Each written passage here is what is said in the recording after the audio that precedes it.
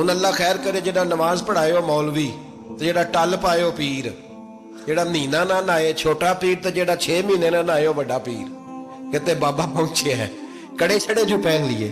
بھئی امام حسین تو نمازیں پڑھاتے تھے، مولا علی تو نمازیں پڑھاتے تھے، مسجد کے خطیب تھے، اب اس کو تو مولوی کہہ دیا جاتا ہے بیچارے کو، تو ملنگ کون ہوتا ہے جی؟ کہتے جڑا کپڑے کٹ پائے۔ کیا تماشا ہے، قوم جدھر دل کرتا ہے نکل جاتی ہے۔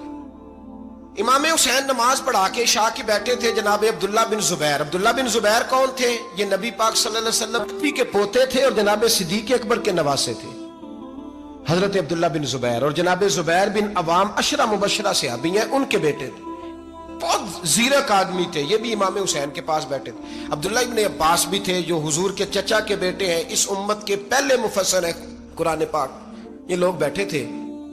تو ولید نے ایک بندہ بھیجا، اس نے آ کے کہا جناب آپ کو گورنر صاحب نے بلایا ہے۔ تو عبداللہ بن زبیر کہنے لگے حسین اس وقت بلانے کی بات سمجھ میں نہیں آئی۔ تو امام حسین بڑے بصیرت والے تھے، اللہ نے بصیرت دی تھی، کہنے لگے عبداللہ آپ کو سمجھ نہیں آئی، مجھے سمجھ آ گئی ہے، امیر معاویہ وصال کر گئے، اور یہ ہمیں جو بلایا گیا ہے نا یہ یزید کی بیعت کے لیے بلایا گیا ہے۔ تو کہا پھر آپ آدھی رات کو نہ جائیں، آپ کے لیے خطرہ ہوگا۔ تو امام حسین فرمانے لگے خطرہ حسین کو نہیں ہوتا، حسین کو خطرہ نہیں، کہا پھر بھی آپ مہربانی کریں ذرا احتیاط سے جائیں۔ تو جناب عبداللہ ابن زبیر نے، عبداللہ ابن عباس نے 14 بندے نیزے دے کے تلواریں دے کے امام حسین کے ساتھ بھیجے، اور کہا کہ امام حسین اگر اس نے کوئی غلط ملت بات کی نا زبردستی بیعت کرنے کا کہا تو آپ بس کوئی ایک بات اونچی آواز میں کر دینا، یہ سپاہی پیچھے آ جائیں گے۔ امام حسین ان 14 بندوں کو لے کے گورنر ہاؤس پہنچ گئے۔ جب آپ وہاں پہنچے اس نے بتایا، اس نے کہا جی حضرت امیر معاویہ انتقال کر گئے اور آپ نے یزید کی بیعت کرنی ہے۔ تو امام حسین فرمانے لگے میں چھپ کے بیعت نہیں کروں گا، مجمع لگاؤ، جمعے والے دن اعلان کرو، جو طریقہ ہے حضرت ابو بکر صدیق کا، جو طریقہ ہے حضرت عمر فاروق کا، جو انداز حضرت عثمان غنی کا ہے، جو مولا علی کا ہے، سر عام اعلان کرو، اگر ساری دنیا یزید کی بیعت کرے گی تو میں بھی تیار ہوں۔ تم مجھ سے بیعت لے کے پھر لوگوں کو بتانا چاہتے ہو کہ حسین بیعت ہو کر رہے ہیں تو تم کیوں نہیں کر رہے؟ میں عام آدمی نہیں ہوں لہذا چھپ کے بیعت نہیں کرتا۔ جب یہ بات کی نا تو ولید بڑا نرم دل تھا اور امام حسین کی شان کو جانتا تھا، وہ جانتا تھا یہ نبی پاک کا خاندان ہے۔ اس نے کہا جی مجھے تو حکم تھا، باقی آپ حضور کے نواز ہیں، میں کر کچھ۔ وہاں ایک بڑا بدبخت شخص بیٹھا تھا عبد الملک بن مروان، وہ ولید سے کہنے لگا کہ اگر حسین آج تمہارے ہاتھ سے نکل گئے تو تمہارے لیے بہت بڑا مسئلہ کھڑا ہو جائے، انہیں جانے نہ دینا، یا بیعت کراؤ یا ان سے کہو جنگ کے لیے تیار ہو۔ تو امام حسین رضی اللہ تعالیٰ عنہ کے کانوں میں آواز گئی تو فرمانے لگے ابن مرجانہ اگر تیرے اندر جرت ہے تو آ سامنے حسین کے، اس کے کانوں میں باتیں نہ کر، کانا پھوسی نہ کر، باہر آ میدان میں، شرارت نہ کر، باہر آ، میں تمہیں ابھی بتاتا ہوں کہ حسین سے مقابلہ کرنے کا انجام کیا ہے۔ یہ کہہ کہ امام حسین باہر نکلے، اپنے بھائی محمد بن انفیہ کو بلایا، عبداللہ بن زبیر، عبداللہ ابن عباس، ڈھیر سارے لوگ اکٹھے ہو گئے، فرمایا یہ معاملہ ہے، اب کیا کرنا ہے؟ یاد رکھیں ووٹ برادری کا نہیں ہوتا، ووٹ برادری کا نہیں، ووٹ دین کا ہوتا ہے۔ جو بندہ دین کے، ملت کے، مذہب کے معیار پہ پورا نہ ہوتے اسے حکمت کے تحت بھی ووٹ دینا جائز۔ ہاں یہ بات سچی ہے تو بہرحال سچی ہے، یہ یاد رکھ لے، ہمارے ووٹ سے کوئی M N A M P یہ جتنے ظلم کرے گا ووٹ دینے والا اس کے ظلم میں شریک ہوگا، بالکل 100%، یہ لکھ لیں بات۔ ہم اس وقت بڑی جلدی، پتہ نہیں ہمیں کیا مسئلہ ہو جاتا ہے، اتنا اتنی مصیبت انہیں نہیں بنی ہوتی، نہیں یہاں بنی ہوتی ہے۔ خدا کا خوف کریں، امام علی مقام ووٹ ہی مانگ رہا تھا نا یزید، اور پھر اس نے بڑے بڑے لالچ دیے، اس نے کہا کہ آپ 5-4 صوبے ہیں جس کی گورنری مرضی رکھ لیں، دولت آپ کی مرضی کی۔ تو پھر آج ہمیں بھی لوگ مشورہ دیتے ہیں، کہتے ہیں مسجد میں سیاست نہیں ہونی چاہیے۔ میں نے کہا کیا کریں، یہ امام حسین ہمیں مجبور کر گئے، کوئی نہ کوئی بات کرنی پڑ ہی جاتی ہے۔ امام علی مقام نے فرمایا چھپ کے ووٹ کی بات، بیعت کی بات نہیں ہو سکتی۔ آپ نے جا کے لوگوں سے مشورہ کیا تو وہ کہنے لگے حضور وقت ابھی مناسب نہیں ہے، آپ اس طرح کریں یہاں رکے، ہم مکے سے، عراق سے، کوفے سے لوگوں کو بلاتے ہیں، یہاں ایک بڑی مجلس مشاورت قائم کرتے ہیں۔ امام حسین فرمانے لگے اگر تم مشاورت قائم کرو گے تو ولید اور عبد الملک بن مروان وہ تو جنگ کرنے کو تیار ہے، اور نبی پاک نے فرمایا ایک مینڈا ہوگا جس کی وجہ سے مدینے کی گلیوں میں لہو بہے گا۔ فرمانے لگے میں وہ بکرا، وہ مینڈا نہیں بننا چاہتا، کہا پھر آپ کیا کریں گے؟ تو امام حسین رو پڑے، فرمانے لگے میں مدینہ چھوڑ جاؤں گا لیکن مدینے کی حرمت پامال نہیں ہونے دوں گا۔ امام علی مقام آدھی رات کے وقت نکلے۔ سیدہ فاطمہ کا دروازہ ایک اس دن تھا جس دن حضرت مولا علی کوفے چلے گئے تھے، اور دوبارہ آج تالا لگا جب امام حسین نکلے۔ آپ جنت البقیع کے پیچھے کھڑے ہو کے حضور کا روضہ دیکھنے لگے۔ اس وقت گنبد تو نہیں ہوتا تھا، روضہ دیکھنے لگے۔ نانا تیرے کرم کے خزینے کی خیر ہو، میں جا رہا ہوں تیرے مدینے کی خیر ہو۔ سارا خاندان لے گئے، مکے تشریف لے گئے۔ حج کے ایام قریب آنے والے تھے۔ امام حسین نے وہاں لوگوں سے باتیں کی۔ جب امام حسین وہاں سے پہنچے تو کوفے سے خط آنے لگے۔ کوفہ حضرت علی کا دارالخلافہ تھا، وہاں آپ کے محبین پیار کرنے والے ڈھیروں تھے۔ انہیں خط لکھے کہ حضور آپ چپ کر کے بیٹھے ہوئے ہیں اور ہمارے اوپر یزید مسلط ہو گیا ہے، آپ اگر میدان میں نہیں نکلیں گے، آپ نہیں آئیں گے تو ہم اللہ کی بارگاہ میں شکوہ کریں گے کہ کوئی ہماری کمان کرنے کو تیار ہی نہیں ہوا۔ اور وہ خط 1 2 3 نہیں آئے، وہ خط اتنے تھے کہ 3 بوریوں میں بھرے تھے امام حسین، 3 بوریوں میں۔ اب مجبوری ہو جاتی ہے، حق کے لیے کئی دفعہ بات کرنا مجبوری ہوتی ہے، اگر نہیں کرے گا تو پھر اس کو بھی قبر میں جواب دینا پڑے گا۔ امام علی مقام رضی اللہ تعالیٰ عنہ نے مکے میں اب لوگوں کو جمع کیا مشورے کے لیے۔ ہر بندے نے کہا حضور وہ بلا تو رہے ہیں پر اپنے وعدوں کے پکے بڑے کم لوگ ہوتے ہیں، بڑے کم لوگ، جسے زندگی ہو پیاری وہ یہیں سے لوٹ جائے۔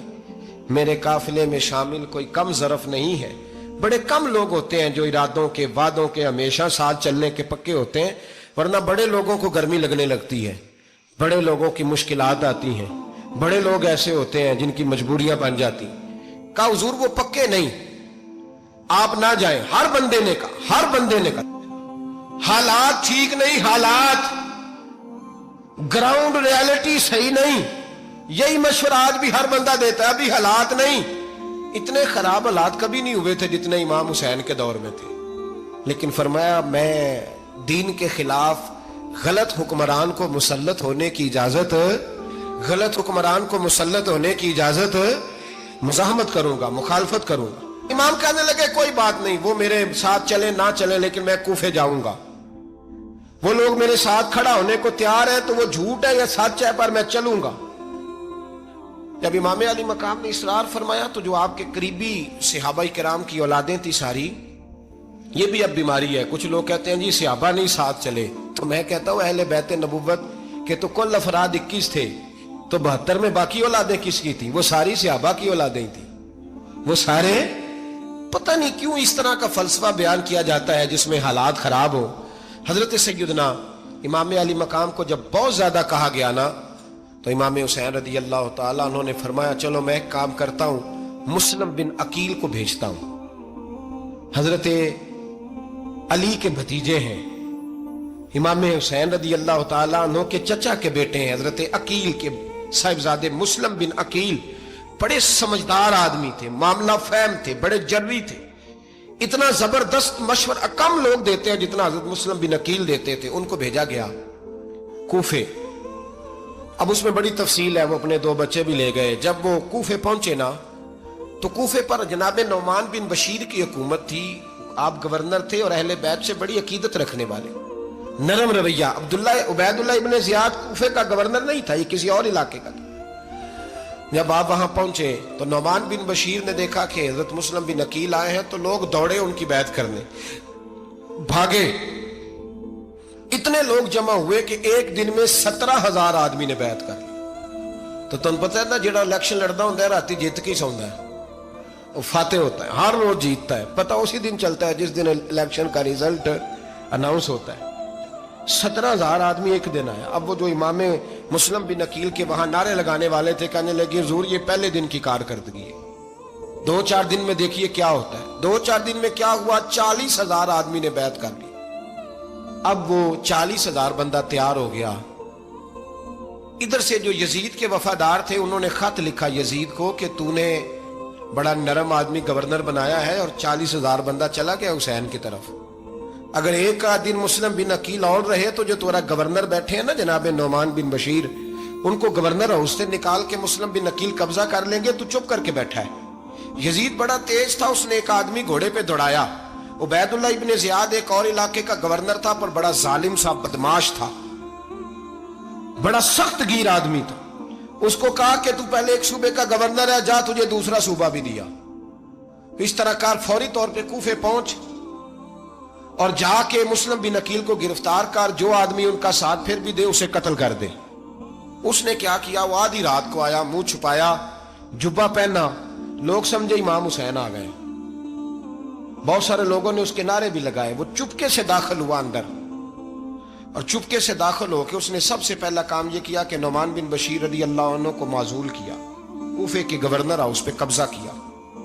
फिर उसने उसी वक्त सोए हुए सरकर्दा लोग, जिस तरह एक गांव का चौधरी दूसरे का मोहल्ले में कबीलों के जो लोग थे चौधरियों को बुलाया, कुछ को सजाएं दी, कुछ को सख्त कहा, कुछ को उनके ऐब गिनवाए कि वो तुम्हारा फलाना मसला फिर खराब कर दूंगा, ब्लैकमेल किया।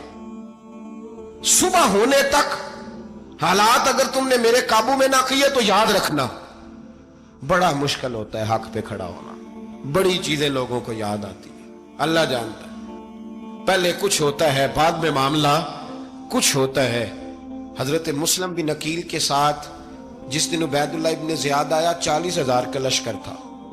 अगले दिन सुबह हुई, अगले दिन तो ये हाल हो गया कि आप जब कूफे की जामे मस्जिद में जोर की नमाज के लिए गए तो 5-7 हज़ार आदमी नमाज पढ़ने आया, और जब मगरिब का वक्त आया तो लोगों ने, चंद हजार लोग रह गए, नमाज की नीयत बांधी। एक मसला भी समझ में आएगा, लोगों ने नमाज की नीयत बांधी तो हजरत मुस्लिम बिन अकील इमामत कर रहे हैं, हाथ बांधे हुए हैं, तो बहुत सारे लोगों ने पीछे हाथ छोड़ दिए। एक बंदे ने दूसरे से पूछा, वो हाथ क्यों नहीं बांधते? कहने लगे, अगर उबैदुल्लाह इब्ने ज़ियाद के किसी बंदे ने देख लिया ना तो हम उसे कहेंगे हम तो नमाज पढ़ ही नहीं रहे थे, वैसे ही खड़े थे, हाथ ही नहीं बांधे सिरे से। जब नमाज की इमामत बांधी तो 10-11 सफ़ें थी। जब मुस्लिम बिन अकील रज़ी अल्लाह तआला अन्हु ने सलाम फेरा तो पीछे बंदा ही कोई नहीं था। हजरत मुस्लिम बिन अकील को गिरफ्तार किया गया। अरब का रिवाज था दुश्मन को सख्त सजा दें ताकि बाइस इबरत बने। बहुत ऊंचा मीनार था कूफे का, गवर्नर हाउस का, ऊपर ले जाके जनाब मुस्लिम बिन अकील को जमीन पे गिराया गया। और जब वो शहीद हो गए तो शहीद होने से एक रात पहले वो खत लिख चुके थे इमाम हुसैन को कि आप आ जाएं, हालात बड़े अच्छे। खत मिला तो इमाम हुसैन मक्के से कूफे की जानिब चल पड़े। इमाम अली मकाम रज़ी अल्लाह तआला अन्हु जब चल पड़े, तशरीफ ला रहे थे तो रस्ते में फरजक शायर मिला, बड़ा मुहिब्बे अहले बैत था। रस्ते में मुलाकात हुई। हजरत मुस्लिम बिन अकील जब गिराया, शहीद हो गए, तो फिर उसने इस तरह किया कि आपकी लाश को लटका दिया चौक में।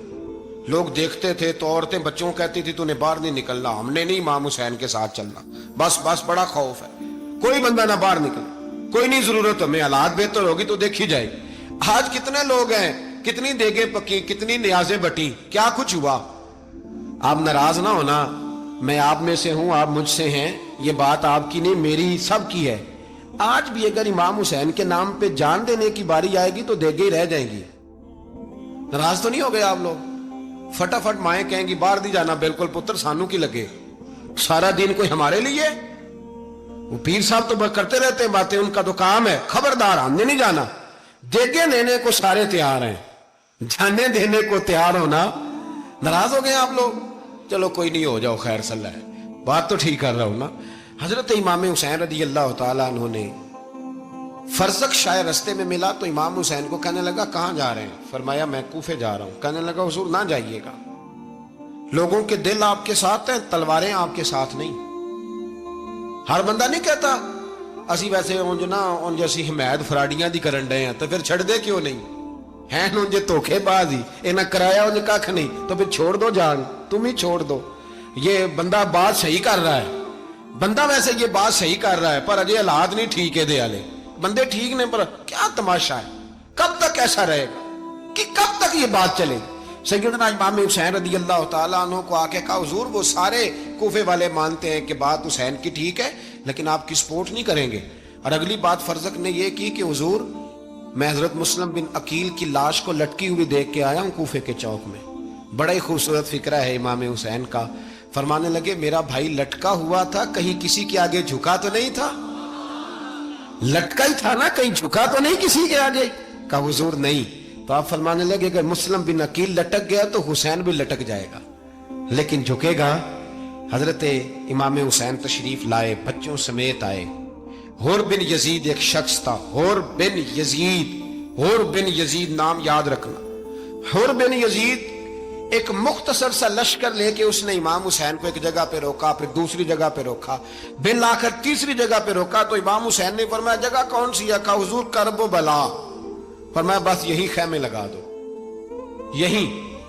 हजरत सैयदा ज़ैनब ने पूछा इमाम हुसैन से कि सारे जमाने ने रोका है, ठीक है आप हक पे हैं, ये भी सब ने कहा आप हक पे हैं, पर रोका भी सब ने, आप रोके क्यों नहीं? तो इब्ने कसीर और इब्ने असीर लिखते हैं कि इमाम हुसैन रो पड़े, कहने लगे बहन मैं रुक जाता, पर मैंने रात को नाना मुस्तफा को ख्वाब में देखा है। तो हुजूर ने फरमाया हुसैन अगर आज ये रिवाज पड़ गया ना यजीद जैसे लोगों का, तो कयामत तक पड़ा रहेगा।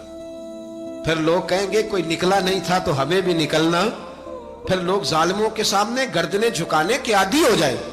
मैं कहता रहता हूं, कह रहा हूं, करबला की जंग कुफर इस्लाम की जंग नहीं, कुफर इस्लाम की जंग नहीं करबला की, क्योंकि यजीद तो बड़ा पक्का नमाजी था, खुतबा देता था। वो तो जब इमाम हुसैन रज़ी अल्लाह ताला अन्हु ने करबला के मैदान में जुमे का दिन था तो यजीद के सामने को बात करनी शुरू की, अमर बिन साद के सामने। तो अमर बिन साद कहने लगा हुसैन ज्यादा बातें ना कर, हमारा जुमा लेट हो रहा है, जंग के लिए तैयार हो, फटाफट आ।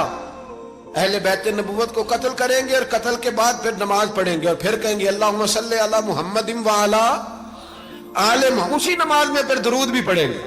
ये कैसा मर्तबा है, कैसा अंदाज है, दोस्ती कातिल से भी मकतूल से याराना भी। हुर बिन यजीद इमाम हुसैन से कहने लगा मुझे हुक्म है आपको रोकने का, आप आगे नहीं जा सकते। इमाम साहब ने फरमाया वजह? जमीन अल्लाह की है। उसने कहा आप बैत नहीं कर रहे, यजीद की हालात आपके हक में दुरुस्त नहीं है, आप नहीं जाएंगे। इमाम रोक गए। जोहर की नमाज का वक्त हुआ तो हजरत अली अकबर इमाम हुसैन के बड़े साहिबजादे, उन्होंने अजान जोहर पढ़ी तो हुर बिन यजीद के लश्कर ने इमाम हुसैन के पीछे नमाज अदा की।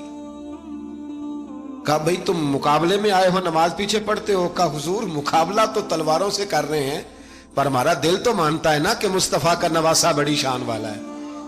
हुर बिन यजीद ने 3 नमाजें लश्कर समेत इमाम हुसैन के पीछे पढ़ी हैं, 3 नमाजें, जोहर असर और मगरिब।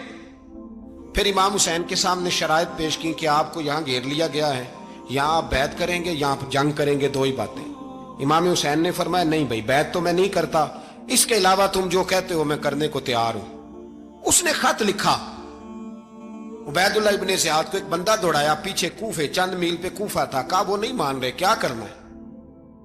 तो हुसैन इब्ने अली है, मैं ज्यादा देर उन्हें रोक भी नहीं सकता।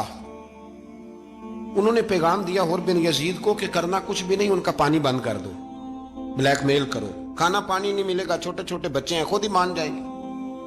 हजरत इमाम अली मकाम के बारे में हुर के पास जब ये पैगाम आया तो हुर कहने लगा मेरी तबीयत नहीं मानती।